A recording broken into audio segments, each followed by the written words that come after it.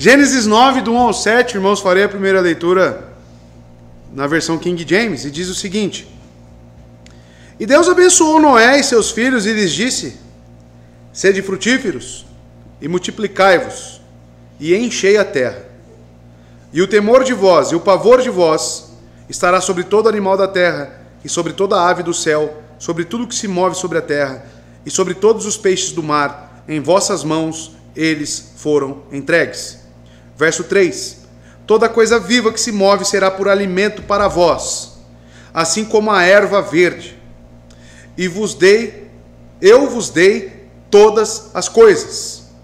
Verso 4: Mas a carne com sua vida, que é o sangue dela, não comereis. Verso 5: E certamente vosso sangue das vossas vidas eu requererei, da mão de todo animal requererei, e da mão do homem, e da mão de todo irmão do homem, que requererei a vida do homem. Verso 6: Quem assim derramar o sangue do homem, pelo homem seu sangue será derramado, pois a imagem de Deus ele o fez. Verso 7: E vós sede fecundos e multiplicai-vos, povoai abundantemente a terra e multiplicai-vos nela. Amém? Até aqui, vamos orar mais uma vez. Que você ore aí também no seu lugar, pedindo que haja entendimento e aplicação pelo Santo Espírito no seu coração. Oremos. Santo Deus e Pai, eu te agradeço pela sua palavra, a qual já foi lida e será exposta aqui para todos nós, para todos os ouvintes. Que o Senhor, Pai de amor, gere vida através dessa palavra. Que possamos aqui como igreja crescer em temor, crescer em conhecimento, em aperfeiçoamento, ó Deus. Nos ajude, porque por conhecimento natural não conseguimos. Mas se o seu Santo Espírito agir em nós, graciosamente, iremos entender e iremos crescer com a sua palavra. Me ajude na exposição, na clareza, objetividade, que o Senhor me conduza, no nome santo de Jesus. Amém. Amados, estamos então aqui num recomeço. O livro de Gênesis é o Bereshit de todas as coisas, mas digamos que aqui é o Bereshit do Bereshit, né? Deus criou tudo, agora passamos por um dilúvio, Deus subjugou a terra, Noé então, como alvo da graça de Deus, é preservado juntamente com a sua família, e eles saem da arca para essa nova vida, para repovoar novamente a terra. E o que veremos nesse texto é justamente as diretrizes de Deus. Deus está aqui normatizando o governo humano sobre todas as coisas criadas. E veremos o novo mundo, então, e as suas normas para este recomeço. Mas nunca se deve perder de vista o porquê está tendo este recomeço. Nós vemos no capítulo 6, principalmente o verso 5, onde Deus viu que a maldade do homem era grande na terra, e que toda a imaginação dos pensamentos do seu coração era vil continuamente. A maldade estava se proliferando, as famílias pactuais estavam se misturando com famílias não pactuais, os filhos dos homens com os filhos de Deus. E Deus então vê que o culto, que a dedicação ao Senhor, que a sua glória, que é devida através das nossas vidas, a honra estava cada vez mais sendo perdida. Então Deus decide exterminar todo ser vivente, exceto Noé, com a sua família e alguns animais. O pecado, então, que adentrou o mundo, lá em Gênesis, capítulo 2, e também continua no capítulo 3, a narrativa sobre isso, é justamente o motivo para o descontentamento de Deus para com aquilo que Ele criou. O pecado tem esse poder de distorcer o propósito das coisas. O pecado tem o poder de transformar as coisas santas em coisas profanas. O pecado tem o poder de estigmatizar, de manchar aquilo que Deus purificou. Então, amados, Deus, Ele age mediante isso. Deus ele não é imparcial com o pecado. Deus ele não faz vistas grossas contra o pecado, mas sim ele age, e sim ele pune o pecado, porque ele é justo e santo. Mas ao mesmo tempo ele oferece graça e misericórdia para aqueles que o temem e para aqueles que têm uma disposição para com a sua palavra. No caso, Noé, como diz o verso 9 do capítulo 6, Noé andava com Deus. Tá? Neste capítulo, então, nós vemos a bênção de Deus sobre Noé e seus filhos. E com a renovação da bênção, de prorrogar suas espécies, reabastecer a terra, o domínio sobre as criaturas, a libertação do medo delas, com liberdade para comer carne, que veremos isso também, só que não deve ser comida com sangue, com cuidado, providencial. Deus então fala sobre a preservação. Deus visa aqui a preservação desta humanidade agora. Afinal, ele já prometeu, nos últimos versos do capítulo 8, que não mais subjugaria a terra. E enquanto ela existir, verso 22, tempo de semeadura e de colheita, frio e calor, verão e inverno, dia e noite, não cessarão. Então Deus faz uma promessa para consigo mesmo. Enquanto essa terra permanecer existindo, ela vai ser propícia para a habitação do homem. Enquanto ela existir, eu, pela minha graça comum, abastecerei a terra e darei condições a todos os homens. E Cristo fala exatamente isso nos evangelhos, que o sol continua vindo, a chuva continua vindo sobre todos os homens, sejam bons, justos ou injustos. E engraçado agora, irmãos, e é abençoador, que Deus lembra de Noé. E veremos no início do capítulo 9 aqui, que Deus se lembra de Noé mais uma vez, para abençoá-lo, para proferir bênção sobre ele e sua família.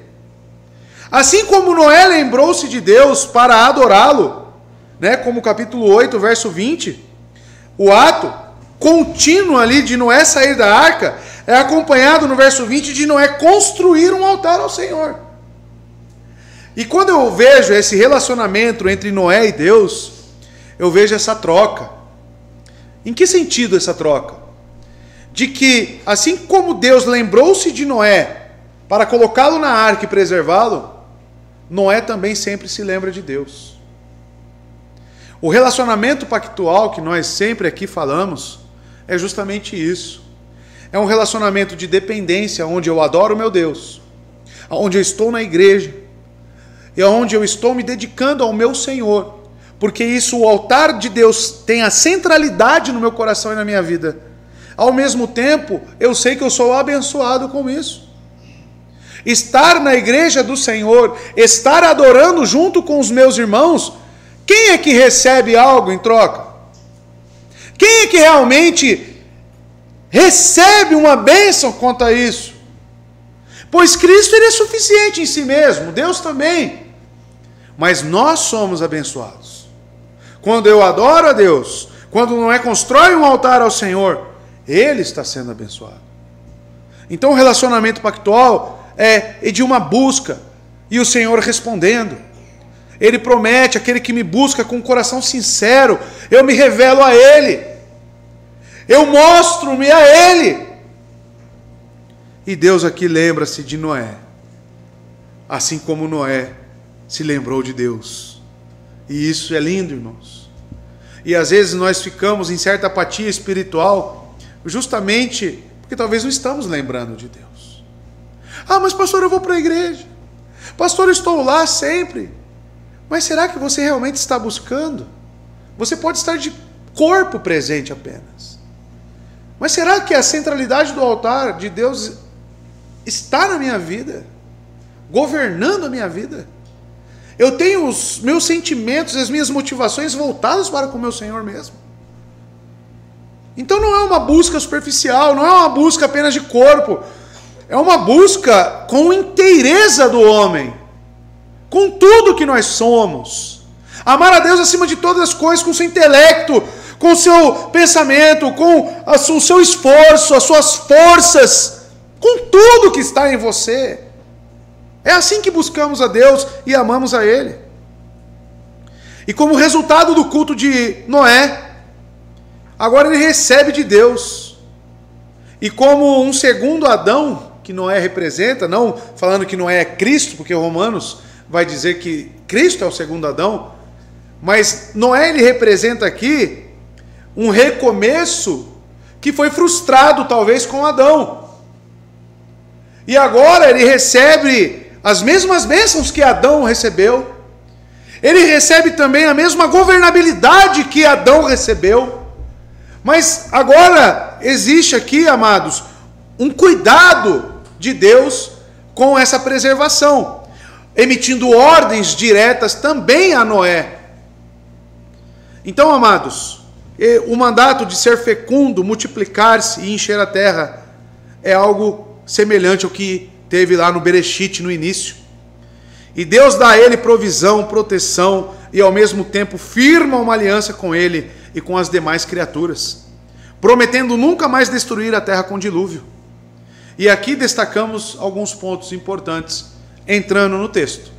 Então que você agora acompanhe aí a exposição bíblica, texto a texto, a partir do verso 1. Tá? Eu utilizarei aqui a João Ferreira de Almeida. A primeira coisa que vemos aqui é: abençoou Deus a Noé e a seus filhos, e disse-lhes: frutificai e multiplicai-vos e enchei a terra. A sequência do ato de Noé em adorar, porque as coisas aqui vêm acontecendo em um ato sequencial. Inclusive, este abençoou, que inicia no verso 1, a sua classificação gramatical, ele é um verbo piel. Um verbo piel e que está em sequencial imperfeito. O que significa os verbos piel na gramática hebraica? Ele expressa ações verbais simples, porém intensivas e resultativas, causativas. Ou seja, para que exista esse abençoar aqui no texto, é porque ele vem em consequência de alguma coisa anterior. E o que nós vimos anteriormente é que Noé erigiu um altar para o Senhor e o adorou. Sacrificou todos os tipos de animais puros a Deus, uma adoração completa. Noé entregou tudo que tinha de valor, mostrando assim o seu amor para com Deus. Em consequência a isso, a gramática nos informa, Deus abençoou. Amados, o que eu e você precisamos entender, mediante só esse início aqui dessa palavra da gramática aqui, bíblica, é que quando você se dedica a Deus, com a sua família, com todo o seu coração, com tudo que você tem, certamente Deus olhará para isso, porque Deus é um Deus de justiça, e certamente você será abençoado. O nosso Deus não é um homem que mente, ou que distrata, ou que joga fora a adoração verdadeira daqueles que são seus, que o temem. Não. Não é a prova cabal de que um eleito de Deus, com as suas motivações corretas, quando adora ao Senhor, Deus o abençoa. E isso é lindo, porque Noé ilustra para nós o que é este relacionamento pactual, irmãos. Não é Deus longe e eu aqui na terra sofrendo, lutando contra os meus pecados apenas. Não. É um Deus que está ao meu lado, que está me conduzindo, que está me ensinando, e eu converso com Ele. Eu, pela sua palavra, eu entendo qual é a sua vontade para a minha vida. E eu me disponho a me submeter a ela. E assim Ele me abençoa. Amados, não existe nada melhor do que caminhar com Cristo. Não existe nada mais belo do que estar nos cuidados de Cristo. Você estar na igreja adorando não é um peso. Repito, é sinônimo de ser abençoado. Ah, tem que ir para a igreja. Não, eu vou. Fiquei alegre quando me disseram: vamos à casa de Deus, porque eu sei que ali está, o meu Deus está comigo. A adoração é gerada por Ele no meu coração. E eu sou abençoado. Estou alegre. Estou feliz porque é dia do Senhor. Estou feliz porque neste dia o meu Salvador ressurgiu dos mortos, alimentando a minha esperança. Estou feliz em estar na casa de Deus. Agora, quando a pessoa enxerga que a religião é apenas de um lado e do esforço, você vai caminhar sozinho mesmo.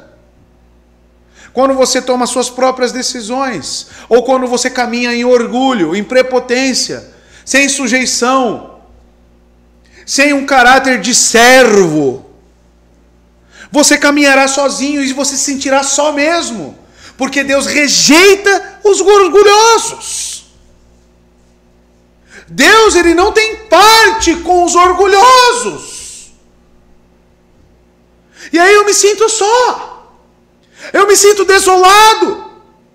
Mas quando você anda com Deus, como Noé, quando você coloca as prioridades da sua vida para com Deus, suas obrigações cristãs em primeiro lugar, Deus o abençoa.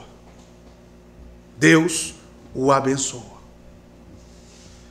A sequência do ato de Noé em adorar a Deus é Deus respondendo com essa bênção. E isso nos prova que, quando Deus se agrada da nossa adoração, irmãos, certamente Ele nos favorecerá de inúmeras formas. Tanto espiritualmente, para um eleito de Deus, em crescimento, em aperfeiçoamento, quanto materiais, em sua divina provisão. Não somente Noé é abençoado, mas veja que inclusive seus filhos estão agora sendo abençoados. A palavra abençoar, que vem do hebraico barak, e é um verbo, como eu disse aos irmãos, ela tem a sua raiz primitiva, ou seja, a sua etimologia, no significado de ajoelhar-se. E por implicação, para abençoar a Deus. Como assim abençoar a Deus? É um ato de adoração. A etimologia dessa palavra. Mas nós temos uma atitude de Deus para com Noé.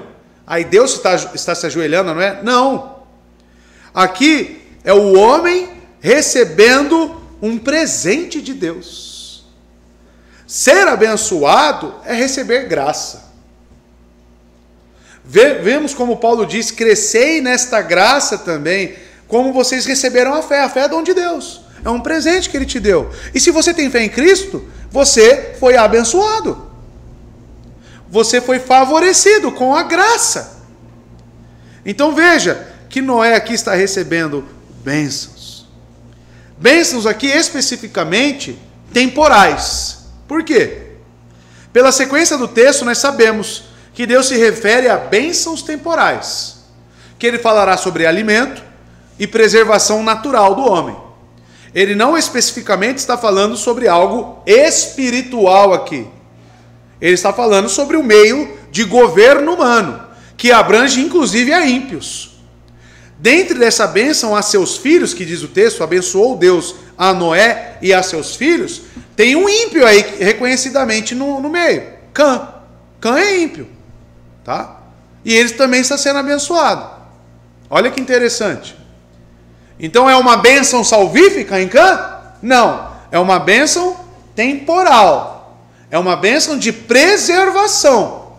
Como assim, pastor? Deus preserva os ímpios? Sim. Deus preserva os ímpios. Tá? E disse-lhes, aí do que se trata essa bênção? Frutificai e multiplicai-vos, e enchei a terra. Sede fecundos. Amados, a terra agora está despovoada. Só temos esses seres humanos aqui vivos, que saíram da arca. Então esta é uma renovação, como eu disse, da bênção que foi dada a Adão, lá no capítulo 1, verso 28 e 29. Estão lembrados? Olha lá o 28. E Deus os abençoou, e Deus lhes disse, sede frutíferos e multiplicai-vos, e enchei a terra. E ele continua, e subjugai-a, né? Aí o governo, o domínio que ele continuará falando aqui. Noé então está recebendo novamente esta bênção. Um poder, uma faculdade para propagar a sua espécie. Aqui nós percebemos que a bênção, ou seja, o favorecimento de Deus está para com a vida. Ou seja, todo ser humano que nasce, isto é uma bênção divina. Inclusive os ímpios, pastor? Sim. Se a mãe conseguiu gerar, ela deve olhar para aquele ser e entender que aquilo é uma bênção de Deus. É Deus quem emite esta bênção, que concede ao homem, que concede à mulher, propriamente dito, a gerar um outro ser humano. Porque partiu da voz de Deus, da palavra de Deus: frutificai e multiplicai, e enchei a terra. Então, amados, Deus os torna férteis. Emite um comando, emite uma direção e até mesmo uma promessa de fecundidade. Que eles deveriam se multiplicar, aumentar, o que era muito necessário neste momento, após subjugar a terra e ela estar totalmente desabitada. Interessante que tanto frutificar e multiplicar são dois verbos cal, ou seja, voz ativa, que estão no imperativo. Então Deus está emitindo uma bênção. Assim como ele disse para os mares retornarem para o seu lugar, assim ele está dando também uma ordem aqui, um comando. Está dizendo: deem frutos, sede frutíferos, tornem-se muitos, tá? Multipliquem-se. Então aqui ele está colocando sobre o ser humano um mandato cultural, e inclusive aos filhos de Noé, não somente a Noé, nunca se esqueça disso, tá? Porque abençoou Deus a Noé e a seus filhos. E Cã está aí. Noé e seus filhos então recebem esse mandato cultural para se multiplicarem, encherem a terra. E os filhos de Noé, como veremos no capítulo 10, principalmente, eles são os progenitores das nações, irmãos. Se eu e você estamos aqui, é porque os filhos de Noé receberam esta bênção de Deus de encher a terra. De certa forma, eu e você somos descendentes de um desses filhos de Noé. Lá atrás. Olha que coisa doida, né? Você já pensou? Quem será que é meu parente? Né? Quais dos filhos? Cuxi, né? É Cã. Quem será? Será que eu venho da descendência de Cã? Eita! Pois é, irmãos. Todos aqui, os filhos de Noé, recebem essa bênção de Deus. E coube aos seus filhos cumprir novamente o mandato que inicialmente foi dado a Adão e Eva. E o que eu vejo aqui? Analisando os filhos de Noé, que Deus está tendo um cuidado com eleitos, e Deus está tendo um cuidado também com réprobos. Como assim, pastor? Da linhagem de Sem, um dos filhos de Noé, Sem, veio quem? Nasceu Abraão, o homem que Deus escolheu para fundar a nação judaica. Da nação judaica nasceu o cristianismo.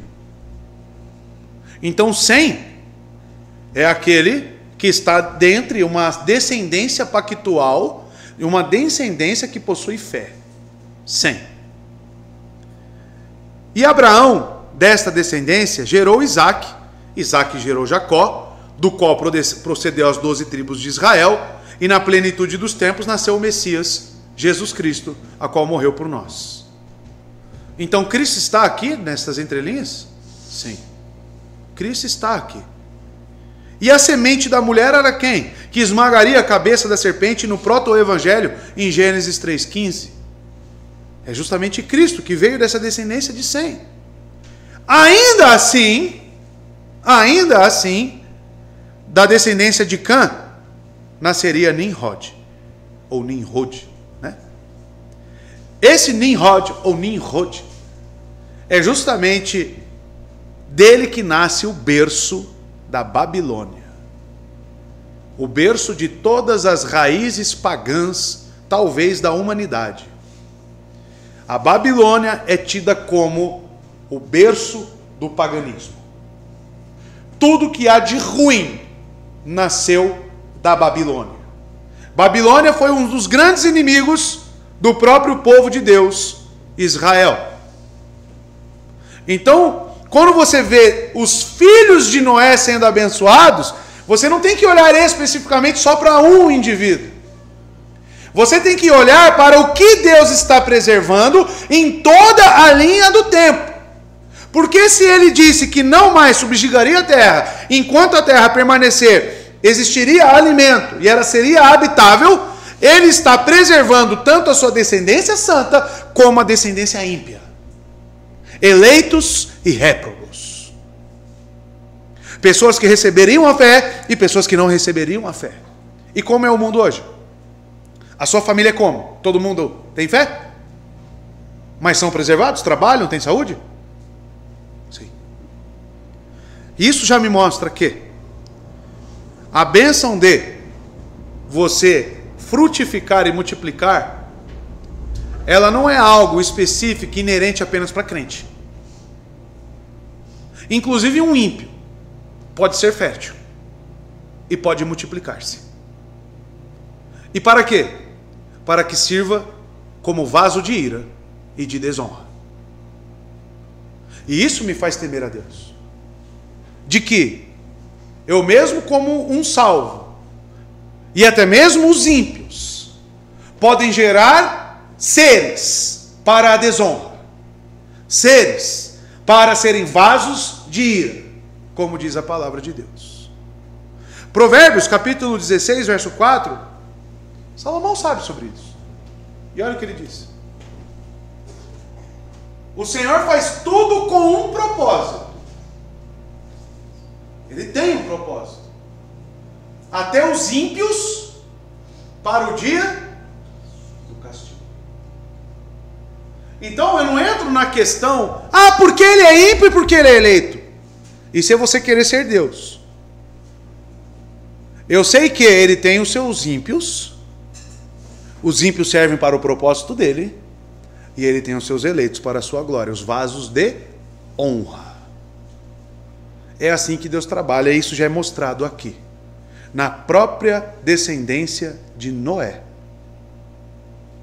Então, não se vanglorie se você tem muitos filhos. Não se vanglorie se você é fértil. Não se vanglorie. Se você tem algum motivo para se vangloriar, se vanglorie no Senhor. Porque mesmo Noé tinha um filho que vai servir para ser o berço da Babilônia. Já pensou? Se olhar para o seu filho e falar, deste meu filho sairá o anticristo. Já pensou nisso? O iníquo, a figura da maldade. Já pensou nisso? Que tristeza. E tudo isso sendo governado e controlado pela soberana vontade de Deus. Continua, verso 2. Deus continua falando, terão medo e pavor de vós todo animal da terra, toda ave do céu, tudo que se move sobre a terra, e todos os peixes do mar, nas vossas mãos são entregues. Governabilidade, governança, domínio. Terão medo e pavor de vós todo animal da terra. Ou seja, esta é uma renovação da concessão de domínio que Adão tinha sobre todas as criaturas. Então vocês percebem que agora o medo ele está entrelaçado. De certa forma, irmãos, lá no capítulo 2, verso 19, quando Adão está ali chamando os animais, nomeando os animais, ele não está só nomeando um gatinho indefeso. Ele está se aproximando e tendo contato com feras. Então ele tinha certo relacionamento ali, proximidade com esses animais, de forma que esses animais não o feriam. Dentro da arca, como ocorreu? Da mesma forma. Nós vimos que Deus trouxe esses animais até Noé. Esses animais permaneceram aqueles 1 ano e 10 dias com Noé dentro da arca, e Noé alimentando esses animais. Possivelmente até mesmo dinossauros, não sabemos. Mas os animais estavam ali. Selvagens, ursos, leões. E aí Noé tinha uma certa supremacia sobre esses animais. Concedida por quem? Pelo próprio Deus. Agora, é acrescentado aqui que o homem continuará superior a esses animais, porém eles terão medo do homem. Então, amados, estes agora terão certa obediência, né? Mas por causa do pecado, e em boa medida, ele perdeu o homem o seu poder completo sobre esses animais. Eles se rebelarão contra ele. Porque o que é um animal amedrontado? Quando você acua um cachorro num canto e ele está com medo de você, o que ele faz? Ele avança em você. Então Deus está ilustrando como seria agora essa governança, que não seria algo fácil. Então, amados, embora exista essa renovação, este poder do homem sobre os animais, eles não vão servir ao homem livremente. Visitando o avô da minha esposa, né, o gado é tido como um animal domesticável, um animal doméstico, né, o boi, a vaca. Mas mesmo assim, né, ele mostrou o braço para mim lá, ele tomou uma chifrada lá de uma vaca, lá quando foi alimentar a vaca. Então, ou seja, o animal oferece para nós, né, uma certa antipatia, digamos, uma certa rebeldia contra o governo humano. Por quê? Fruto do pecado. Tá? Deus ainda não permite que o Éden seja realmente restituído. E as consequências de toda a queda ainda perpetuam sobre a humanidade. Deus aqui então um novo mandato sobre os animais, ampliando o seu domínio, o domínio do ser humano sobre eles, e a partir de então, né, essa relação entre homem e animal, talvez um pouco mais perturbada. O homem então ainda é um mordomo de Deus na terra. E agora não apenas domina sobre os animais e aves, mas as criaturas então passam a temê-lo, visto que os animais e aves são entregues nas mãos do homem. O homem tem o poder de domar e usar os animais de acordo com a sua conveniência. Mas homens que utilizam deste poder sobre os animais para depredar, extinguir, né? Quando os animais estão em extinção devido à caça, isso se torna um governo pecaminoso. Matar e aprisionar um passarinho justamente para ver ele cantando, para que você se sacie, o animal não foi feito para viver daquela forma. Então o homem estabelece seu governo sobre as aves, peixes, de uma forma pecaminosa. Ele oferece, então, um governo que não é para a glória de Deus. E Deus simplesmente diz: nas vossas mãos são entregues esses animais. Então, amados, como os senhores e proprietários deles, para o seu uso e serviço, e particularmente o que segue no verso 3, que agora veremos o alimento que proverá, né, Deus, através desses animais, o domínio do ser humano é ampliado. Deus permite que o ser humano mate os animais para se alimentar, inclusive. E, amados, isso é o que vemos no Salmo número 8, versos 6 a 8, quando o salmista diz: Tu fizestes dominar as obras de tuas mãos, sobre os seus pés tudo puseste, todos os rebanhos e manadas, e até os animais selvagens. as aves do céu, os peixes do mar e tudo que percorre as veredas dos mares. Ou seja, Deus concede ao homem esse domínio completo sobre os animais da terra. E como nós temos se relacionado com isso, né, irmãos? Como nós temos realmente exercido esse governo? Porque agora, como veremos, todos os animais são nos entregues. Eu estou vendo aqui a provisão de Deus. Eu estou vendo aqui Deus disponibilizando para nós homens meios para a sobrevivência. Então, amados, aqui nós já temos um exemplo de que Deus não dá certamente tudo de mão beijada. Ele nos fornece a governança. Ele nos fornece essa dominância sobre as coisas. Mas o homem, a partir de agora, deveria ir atrás deste alimento. Ele deveria trabalhar. Ele deveria glorificar a Deus com um bom governo e com diligência para adquirir a sua provisão. Ele coloca: em vossas mãos são entregues. Ou seja, você tem saúde, você tem meios, você tem a terra fértil, a chuva está vindo, a semeadura existe, as estações existem. Então eu estou te dando tudo para que você seja preservado. Mas não significa que você vai viver no ócio. Não significa que você vai falar: oh Deus, queria tanto um emprego. Aí não acorda cedo, imprime os currículos e não vai atrás. Oh Deus, queria tanto pagar as minhas contas. E não acorda cedo e não vai trabalhar para você ver se vai. Ah, Deus não está comigo. Por quê? Porque olha como está a minha vida. Mas você é um preguiçoso. Deus está dando toda a provisão ao homem. Ele disse no verso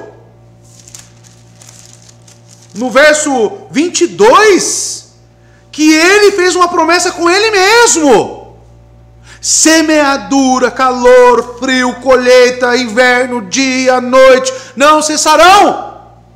Você terá tempo para descansar, você terá tempo para trabalhar. E além disso, agora eu forneço os animais. Eu entrego tudo na mão de vocês. Aí o crente vive lá de osmose, né? Fica lá. Ai, Deus prometeu que milagrosamente abriu uma porta de emprego. Com você acordando meio-dia? Você não entregando um currículo? Você não trabalhando? Aí você quer falar que é Deus? Como? Deus, ele já deu tudo para nós. Já está tudo na nossa disponibilidade. E o homem deve usar disso para a glória de Deus. Verso 3, olha lá, que ele continua dizendo: tudo quanto se move e vive vos servirá de mantimento. Bem como a erva verde, tudo vos tenho dado. Olha aí, tudo vos tenho dado. O problema é que o homem, quanto ao pecado, ele distorce tudo isso. Ele tem um emprego, mas ele não está contente com o emprego. E aí ele começa a viver de forma ociosa. Deus tem dado tudo. Deus tem feito tudo. Desde a restituição e da renovação da terra. Amado, você precisa olhar para esse texto e falar: aqui é Deus reorganizando a ordem de governabilidade da terra. Você é homem? Você é da raça humana? Então isso é para você. Como você deve governar a terra? Deus está fazendo o que a meu favor? Tudo quanto se move, vive, vos servirá de mantimento. Bem como erva verde, tudo vos tenho dado. E nós? Reconhecemos isso? Você tem olhado para essas coisas e olhando para a origem delas, quem vos tem dado? Quem vos tem dado? Tudo quanto se move e vive servirá de mantimento. Ou seja, irmãos, os animais, as aves passam a fazer parte da cadeia alimentar do homem. Quando Deus colocou Adão e Eva no jardim, deu-lhes frutas e plantas para alimento. Você percebe isso no capítulo 1, verso 29, e no capítulo 2 também, verso 9 e verso 16. Né? Mas depois do dilúvio, ampliou essa dieta dos seres humanos. Aí tem algumas discordâncias entre os teólogos. Uns falam que após a queda eles já passaram a comer a carne, já passaram a utilizar os animais como alimento, mas, biblicamente falando, o registro agora com essa permissão vinda de Deus está aqui. Até então não tinha. Tá?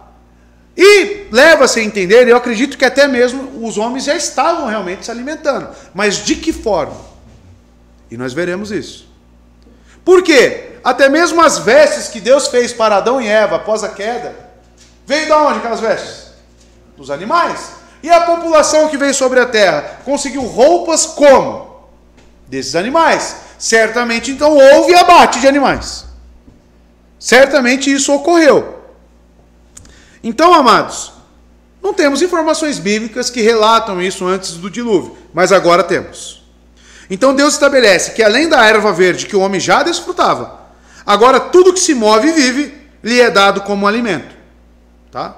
Os chineses vão além, né? Até escorpião, grilo, tá me movendo lá, opa, comer. Tá dentro da governança do homem, tá?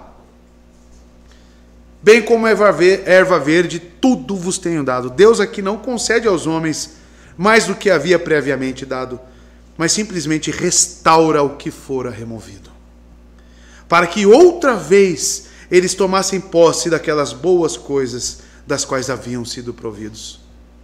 Porque visto que outrora haviam oferecido a Deus sacrifício, eles fora também permitido, como eu disse aos irmãos, matar os animais, né? Da quais podiam tirar couros, peles para fazerem vestimentas e até mesmo tendas, né? Mas o que eu chamo a atenção dos irmãos aqui é sobre essa sabedoria em administrar as coisas de Deus.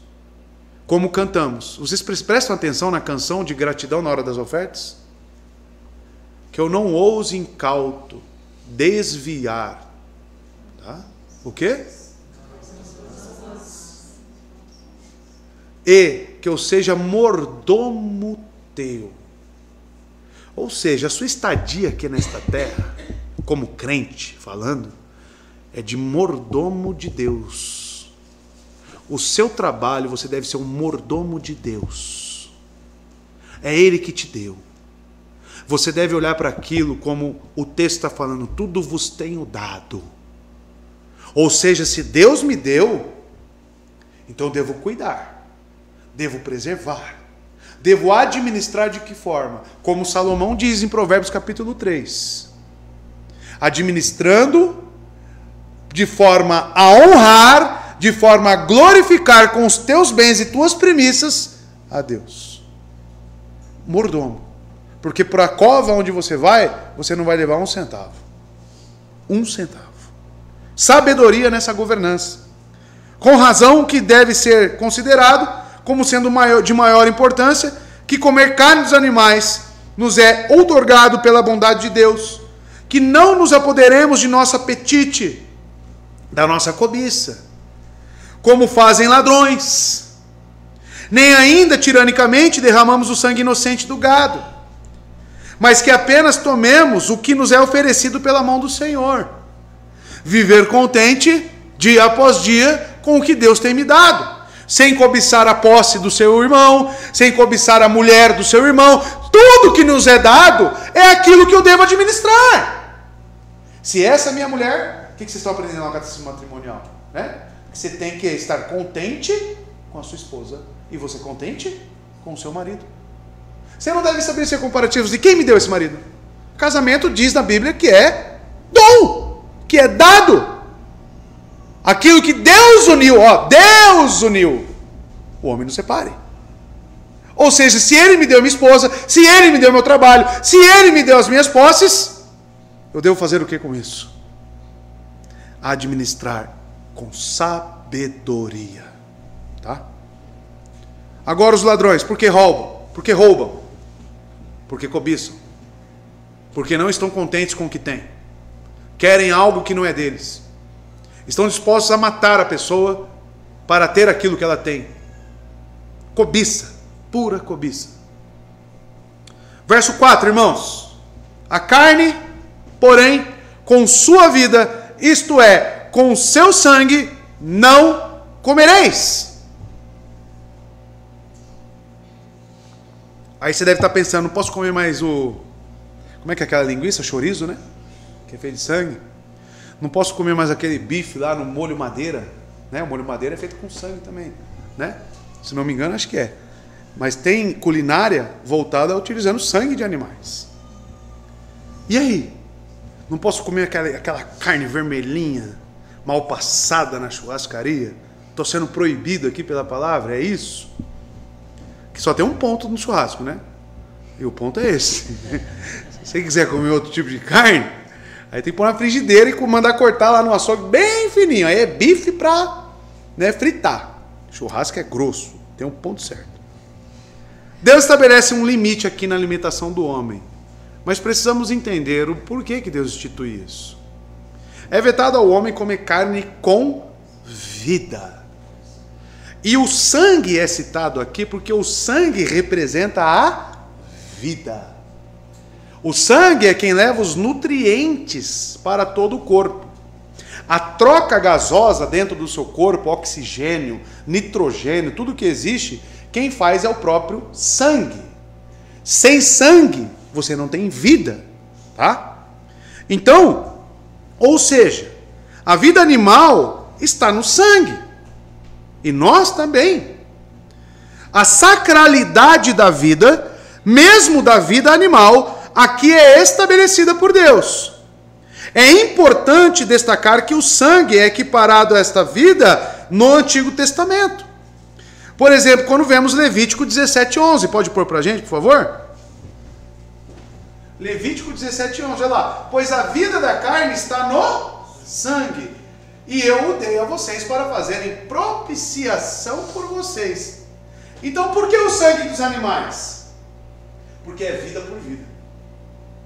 E quando eu penso em Cristo, é a vida dele pela minha vida. Por que o sangue de Cristo, aspergido sobre nós, expia os nossos pecados? Porque a vida de Cristo, ela foi removida para que eu tenha vida. Então é a substituição penal. É a vida dele pela minha vida. Pronto, preguei o evangelho para você. Porque eu sou um miserável homem que eu não consigo entregar a minha vida de forma a propiciar a Deus um sacrifício perfeito e que sacie a vontade de Deus, a justiça de Deus. Então aqui no texto eu já vejo Deus tendo uma preocupação com todo o sistema sacrificial e apontando longínquamente para Cristo, que ofereceria o seu sangue por cada um de nós que cremos nele. O Antigo Testamento destaca isso. O Novo Testamento, o autor de Hebreus, diz que sem derramamento de sangue não existe perdão. É vida por vida. Mas ele também diz que o sangue desses animais era algo apenas externo. Era uma forma de sombras, de tipologias que apontava para um sacrifício perfeito e vindouro. Então, amados, nas palavras de Henry Morris, ele diz: a carne foi dada para alimento, mas a vida da carne, o sangue, era dada para o sacrifício. Ou seja, até mesmo quando Deus estabelece o governo humano e a provisão para mantimentos, dentro disso existe o caráter de adoração. Já parou para pensar que ao você pegar lá um quilo de arroz que seja, você pensar que naquilo deve estar embutido para a sua vida a adoração a Deus? Que não é só o mantimento para a preservação da sua vida, mas é ter aquilo para um propósito também de adoração a Deus. Quantas vezes você fez as compras no supermercado e olhou para o seu carrinho e pensou: o que daqui eu posso ajudar alguém? O que daqui eu posso transformar em adoração a Deus? Porque o próprio Deus, os irmãos percebem que ele sai de um assunto, de um novo cardápio para o ser humano, né, a carne. Dentro disso, ele ainda coloca o sangue, visando uma adoração, visando um sistema de governo para a sua glória. Bruce Waltke diz: ao proibir comer sangue, essa regulamentação instila respeito pela sacralidade da vida e protege contra o abuso licencioso. Esta é a única exceção ao comer carne. Não deveria ser comido com esta vida. Que diz, então, amados, que existe uma proibição, existe limites para tudo que nós fazemos. Não que o sangue seja em si vida, mas porque é o meio dela, como eu disse. Enquanto houver vida no sangue, ou enquanto a criatura estiver viva, o significado é que a criatura projetada para a alimentação deve ser adequadamente morta e seu sangue vazado, que não deve ser devorado vivo, como por um animal de rapina ou por canibais. O objetivo disso era restringir também a crueldade nos homens, e particularmente impedir o derramamento de sangue humano, o qual os homens poderiam ser levados. Se tivessem que rasgar criaturas vivas em pedaços e se alimentar de sua carne e de seu sangue nela, viria essa proibição.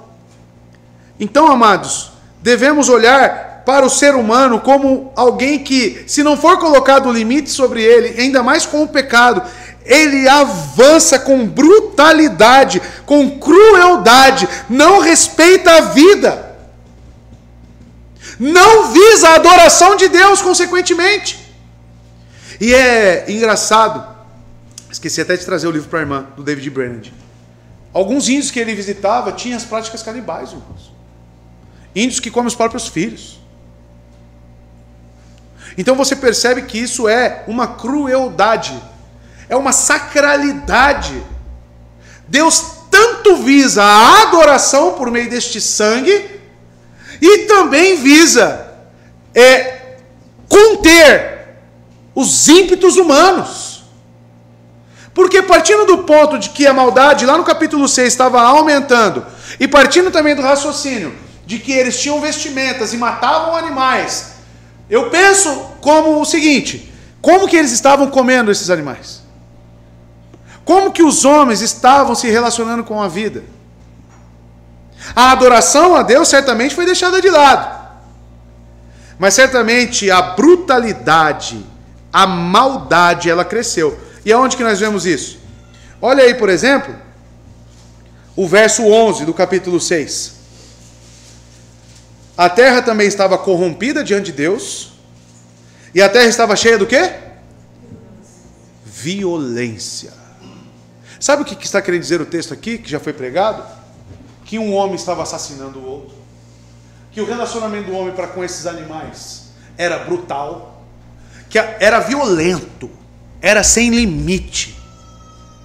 Certamente existia essa prática de comer vivo, alguns teólogos vão dizer.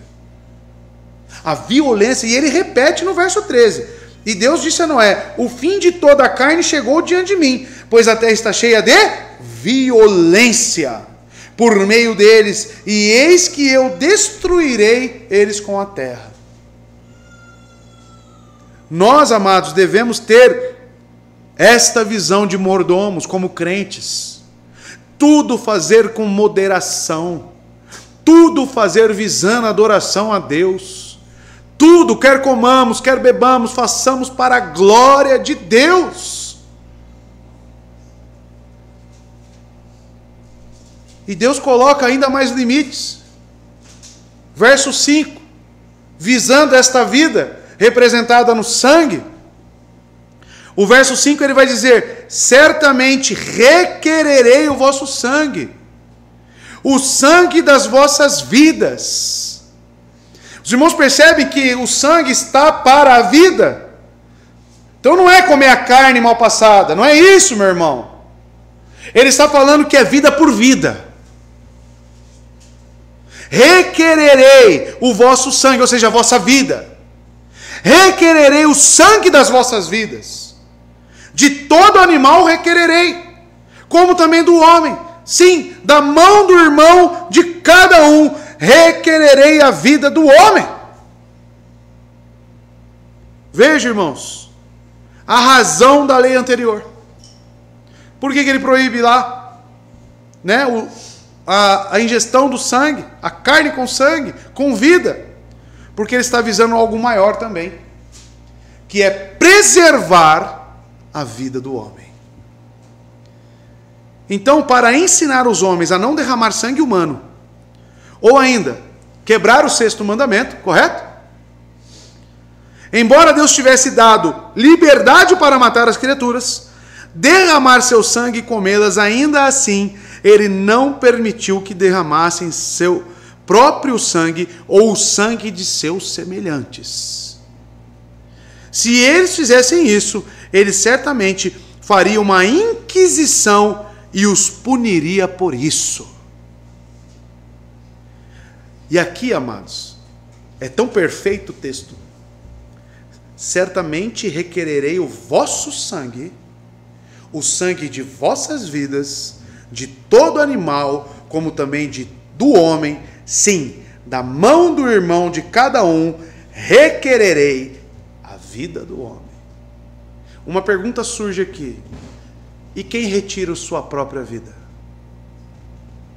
Passará por o julgamento de Deus. Porque o que está em tela aqui é o derramamento de sangue. É você tirar a vida. E você pode fazer isso consigo mesmo, ou você pode fazer isso contra alguém. Algo é certo e o texto não permite desvios. Você será requerido o teu sangue, a tua vida, diante de Deus. Não passará impune. Deus coloca então aqui uma norma. Requererei vem do hebraico darash, que significa consultar, procurar alguém. Ou seja, Deus vai vir ao seu encontro. Se você fizer isso, Deus virá ao seu encontro. Essa atitude é do próprio Deus. O verbo é kal, tá? E está num tempo imperfeito, ou seja, não tem ideia de quando, mas de que vai acontecer. Vai acontecer. E geralmente designa uma ação contínua, aberta, tá? O sangue de vossas vidas, Deus se apresenta não apenas como Criador, olha que interessante, mas também como juiz aqui. Ele assim estabelece leis que hão de governar as relações dali em diante. Depois Moisés vai fazer o que com tudo isso? Vai normatizar nas tábuas da lei. Levíticos, né? Então veja, até mesmo um animal que matar um homem está aqui que vai morrer. Se lá um animal vem e mata o filho de um judeu, ele tinha o direito de ir lá e sacrificar aquele animal, tá? Como veremos.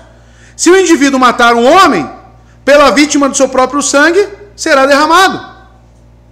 E considerando que o homem foi feito à imagem de Deus, atentar contra a sua vida significa atentar contra o próprio Criador. Como diz Livingstone, Deus não tolera o pecado além de certa medida. Ou seja, há um ponto terminal que resulta em um julgamento para o homem. E esse texto aqui é um dos textos também que me chama a atenção, porque muitos falam, suicídio é um pecado imperdoável? Uma pessoa que se mata vai direto para o inferno? Muitos têm essas dúvidas. Uma coisa que eu sei é, Deus vai requerer dele o próprio sangue que ele tirou da sua própria vida. Para onde vai? Eu não sou juiz, Deus é. Mas os relatos de suicídio que nós temos na Bíblia são de pessoas salvas? Não. Então eu fico com o pé atrás. Tá? O único pecado imperdoável, sabemos que a Bíblia diz que é somente a rejeição, né? A blasfêmia contra o Espírito Santo. Esse sim, é imperdoável. Mas eu tenho indícios indiretos sobre as tratativas com esses. Então, amados, por que um julgamento tão sério? Por que Deus age com tanta severidade com isso? A vida é uma dádiva de Deus, irmãos. Como foi nos primeiros versos, vocês viram? Sejam fecundos. Quem deu o dom da vida? Quem abençoou? O próprio Deus ali que abençoa é o Deus que protege. É o Deus que preserva. Então, ele precisa ser sério com isso. Está em níveis de proporção. Assim como é uma bênção tão grande ter um filho, se você matar alguém, está em proporcionalidade o nível de julgamento que você enfrentará. Tá? Então Deus é o doador e preservador da vida. Ele só tem autoridade, só ele tem autoridade para dar e para tirar a vida. É o que diz em 1 Samuel, capítulo 2, verso 6.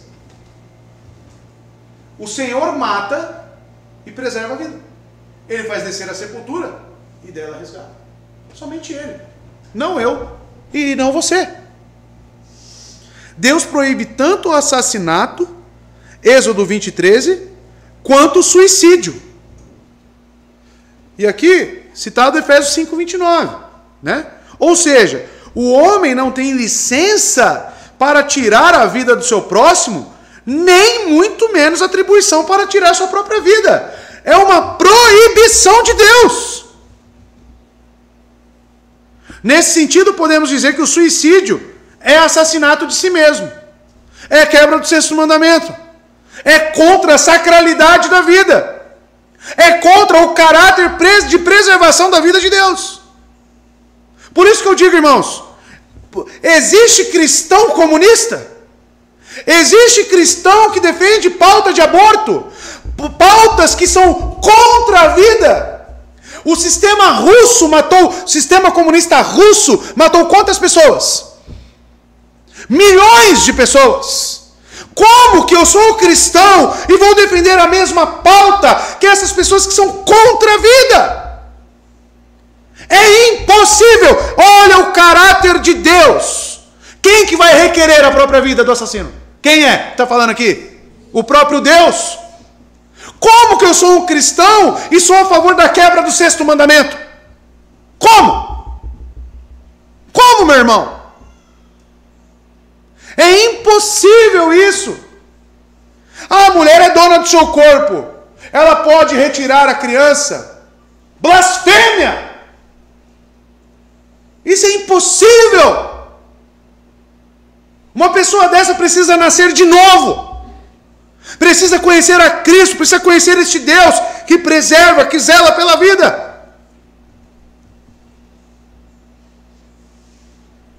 Estava pensando, amados, junto com a minha esposa, né? Muitas mães, muitas pessoas recorrem, né?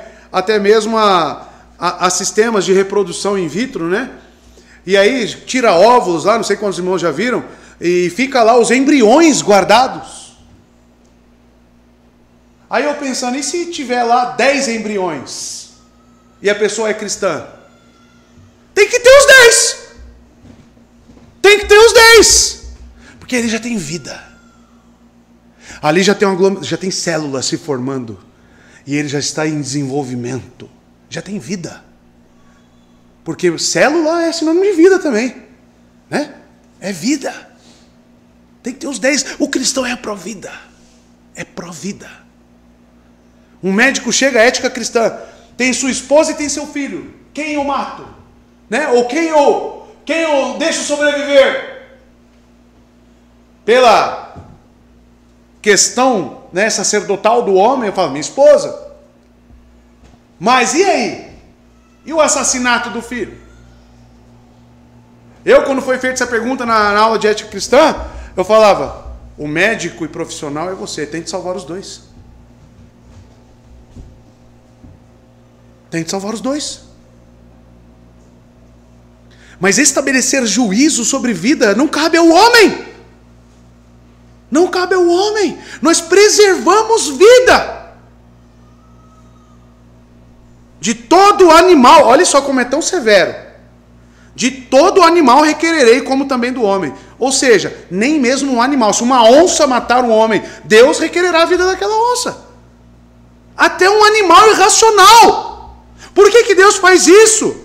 Para mostrar a severidade, o quão sério, o quão sacro é para ele a vida, que nem mesmo um animal irracional escapa.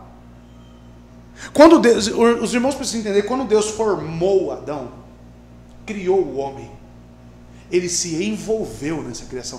É justamente formar. E ele não só formou, ele fez o homem com as suas características, a imagem e a semelhança de Deus. Então, ver um ser humano é ver uma escultura, é ver uma representação do próprio Deus. Olha como a sua vida, a minha vida é importante neste aspecto criacional. Mas, pastor, todo homem, até lá o Fernandinho Beiramar que matou não sei quantos, sim. Até o pior mendigo bêbado caído em drogas ali, ele é a imagem e semelhança de Deus. Às vezes você passa, por que fica aí? Só dá trabalho, devia morrer. Cuidado com esse pensamento que quebra também do sexto mandamento. É assassinato.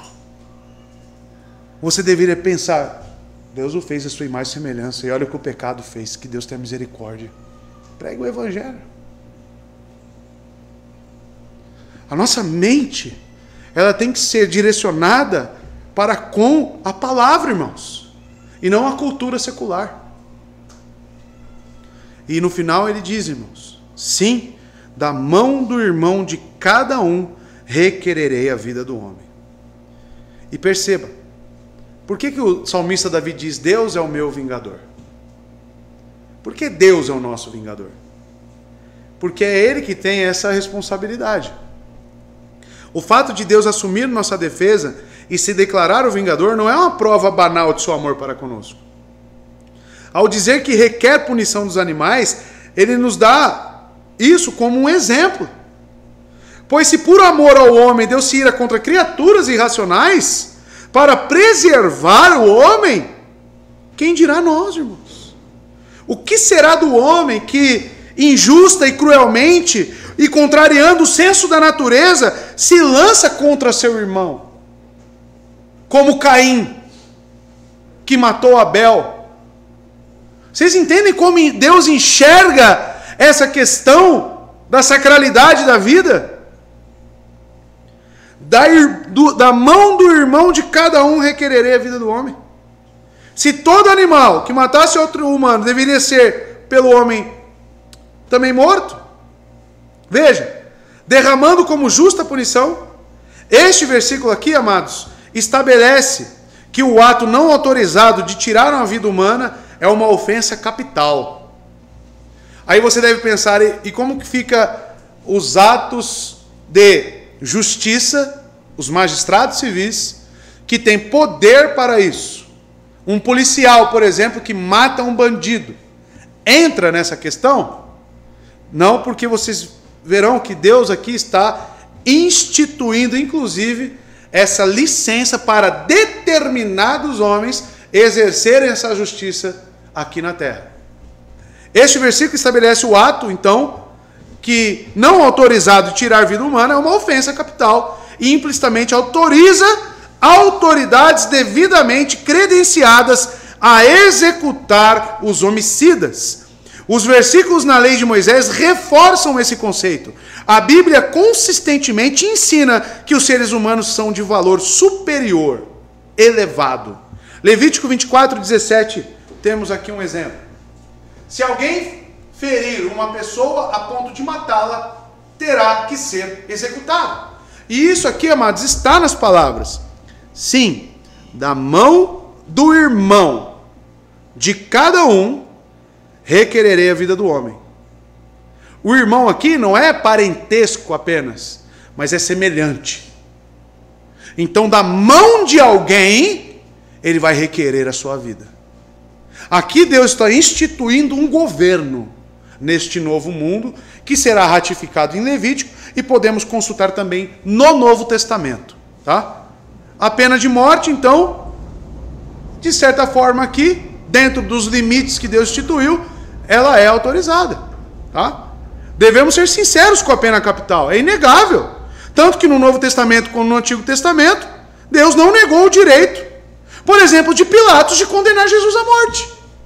Põe para mim João 19:11. O que Pilatos fez com Jesus? Condenou ele à morte, pena de morte. E olha o que o próprio Cristo disse a Pilatos. Jesus respondeu: não terias nenhuma autoridade sobre mim se esta não te fosse dado de Quem deu autoridade para Pilatos matar? Deus. Por isso, aquele que me entregou a ti é culpado de um pecado maior. Tá? No caso, os fariseus, a falsa religião daqueles homens. E Mateus 26, 52, Cristo fala, né, sobre a espada. Disse-lhe Jesus: guarde a espada, pois todos os que empunham a espada, pela espada morrerão. Tá? Então nós vemos esses indícios, e principalmente em Romanos 13, como será colocado aqui para os irmãos, que a justiça porta a espada não é à toa. Um policial sai para a sua patrulha armado não é à toa. Ele tem ali as prerrogativas do alto, como Pilatos, para executar e cumprir o seu papel para o bem da sociedade. Então, digamos que pena de morte, dentro das leis e controle da governabilidade dos magistrados, é bíblico? Sim, totalmente. Totalmente. Verso 6, irmãos. Quem derramar sangue de homem, pelo homem, olha lá, terá seu sangue derramado. Porque Deus fez o homem à sua imagem. Então veja, ou seja, irmãos, aquele que é culpado de homicídio doloso, certamente será condenado à morte, por ordem de um homem, magistrado civil. Por testemunhas, os juízes condenarão à morte uma lei justa, uma lei equitativa, sangue por sangue, ou vida por vida. Embora pareça ser a primeira lei desse tipo que deu poder ao magistrado civil para tirar vida. Romanos 13, versos 3 e 4, falei que ia colocar para os irmãos, veja. Pois os governantes não devem ser temidos, a não ser por aqueles que praticam o mal. Você quer viver livre do medo, da autoridade? Pratique o bem e ela o enaltecerá. Mais um, verso 4. Pois ela é serva de Deus, olha lá, para seu bem. Mas se você praticar o mal, tenha medo, pois ela não porta espada. Para que porta uma espada? Para fazer carinho? Né? Para matar. Sem motivo. Tá? É serva de Deus, agente da justiça, para punir quem pratica o mal. Então faça o bem. E, com isso, não sejamos vingativos. Você não tem ordem para sair matando. Tá? Você deve preservar a vida e confiar em Deus com os magistrados que Ele institui, que eles executarão essa justiça. Eles são a espada de Deus aqui na terra. Então é eles. Tá? E Romanos 12, versos 19 e 20, tem a exortação de Paulo para não sermos essas pessoas vingativas. Olha lá, como deve ser o nosso caráter. Romanos 12, verso 19 e 20. Amados, nunca procurem vingar-se, mas deixem com Deus a ira. Pois está escrito: minha é a vingança, eu retribuirei, diz o Senhor. Verso 20. Ao contrário, aí a sua atitude é a minha. Se o inimigo tiver fome, dele de comer. Se tiver sede, dele de beber. Fazendo isso, você amontoará brasas vivas sobre a cabeça dele. Não seja vingador. Confie a sua ira, a sua indignação, o seu desejo de vingança a Deus. Mas se esse inimigo precisar de você, dê de comer, dê de beber. Pague o mal com bem. Esse é o caráter cristão. Braumer vai dizer o seguinte: o texto aqui não é uma ordem genérica para que o ser humano se vingue, que fique claro. Nem uma procuração geral para matar criminosos, mas sim uma procuração dada por Deus, um direito emprestado, pois somente Deus pode demandar compensação por uma vida roubada. Apenas Ele tem direito sobre a vida e a morte. E como fica aquelas pessoas que cometeram um homicídio culposo? Culposo é sem intenção, né? É isso, né? Culposo sem intenção, né? Êxodo 21, 12 e 13 fala sobre os dois casos: homicídio doloso e homicídio culposo. Tá? Quem ferir um homem ou matar terá que ser executado. Todavia, se não fez intencionalmente, olha lá, sem realmente querer executar, aconteceu, né, e acontece, está lá cortando lenha lá, o judeu lá, aí a peça do machado voa na cabeça do outro e mata. Ele queria matar? Não, mas aconteceu. mas o Deus o permitiu. Designei um lugar para onde poderá fugir. Então Deus determinou locais para que essas pessoas que cometeram um assassinato sem culpa, sem intenção, que elas fugissem e permanecessem lá preservadas. Então Deus é perfeito na sua lei. Tá? Agora, aquele que cometeu assassinato com culpa, com intenção, esse deve ser assassinado. Tá? Deve ser submetido à justiça aqui dos magistrados. Por que tudo isso? Ele diz um texto. Porque Deus fez o homem à sua imagem. Por que a sacralidade da vida? Por que devemos preservar? Porque sabemos que em cada ser humano tem as digitais de Deus. E quem sou eu para atentar contra a vida de alguém?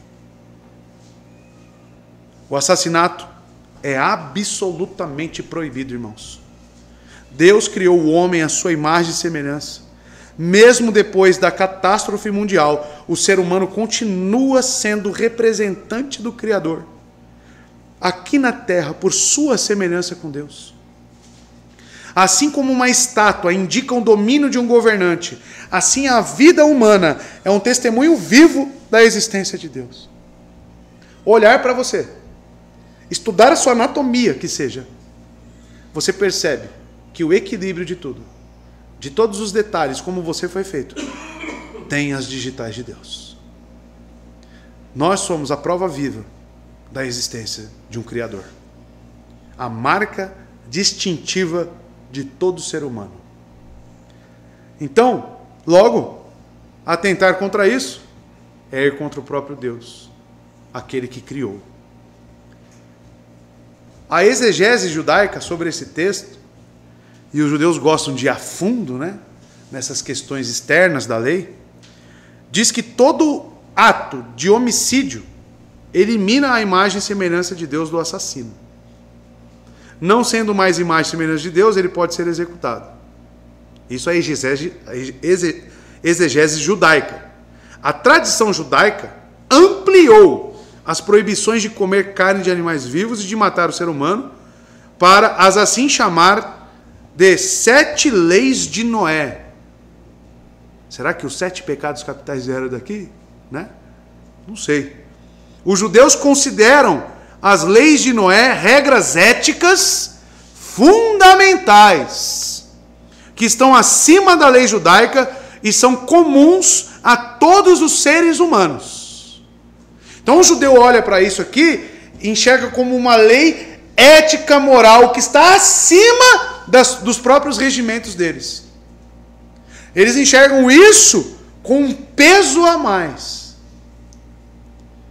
E o verso 7, para encerrar, meus irmãos, Deus continua e diz, mas vós, né, olhando para Noé e aqueles filhos, mas vós, frutificai e multiplicai-vos, povoai abundantemente a terra e multiplicai-vos nela. Ele encerra da mesma forma que ele abriu. Então, como aquele que institui a vida, a ele preserva, e tudo está no mesmo sentido e propósito do que ele está falando. A vida. A vida. E até mesmo a vida de Cristo. Pois quando vemos a questão do sangue, quando estudamos o livro de Hebreus, que explica todas essas sombras, destaca a importância de crermos naquele que derramou seu sangue por nós, entregou a sua própria vida. Que possamos, amados, temer a Deus, seguir os seus preceitos, como alguém que ama a vida, que deseja ter filhos, mas filhos para a glória de Deus, não filhos para serem vasos de ira. Um cristão nunca pode desejar isso, por mais que esteja no controle soberano de Deus. Mas eu desprendo esforços. Noé é prova disso. Cultuou, ensinou, e mesmo ali tinha um filho da perdição ali no meio. Um réprobo. Então, amados, que possamos pensar nisso, organizar a nossa mente, as nossas vontades, de acordo com o que Deus institui, e não com o que a sociedade me diz. É olhar para o texto e do texto eu ter as ideias certas para a minha vida, e não o contrário disso. Então que possamos ser sóbrios, que possamos sim seguir essa ordem, de povoar a terra, porque isso continua, de administrar as coisas que Deus nos deu com sabedoria e temor a Ele. Que Deus abençoe os irmãos. Amém?